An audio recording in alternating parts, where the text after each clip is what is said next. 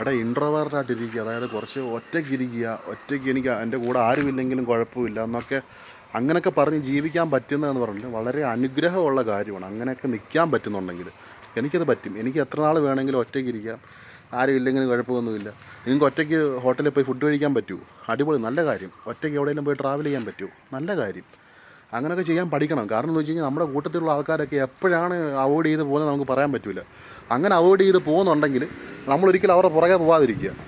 പുറകെ പോയി അയ്യോ എന്താ മിണ്ടാത്തതെന്നൊക്കെ പറഞ്ഞുകൊണ്ട് പോകരുത്. ഒരു കാരണവശാലും പോലെ നമ്മുടെ വില പോകുന്ന പരിപാടിയാണ്. അങ്ങനെ നമുക്ക് തോന്നുന്നുണ്ടെങ്കിൽ അങ്ങ് വിട്ടേക്കണം, അവോയ്ഡ് ചെയ്ത് വിട്ടേക്കണം. അവരവരുടെ പാട്ടിന് വിട്ടേക്കണം. ഇച്ചിരി പെയിൻഫുള്ളാണ്, എനിക്ക് മനസ്സിലാവും. അതിന് വിട്ടേക്കണം. എന്നിട്ട് കുറച്ച് ഒറ്റയ്ക്ക് ജീവിക്കാൻ പഠിക്കുക.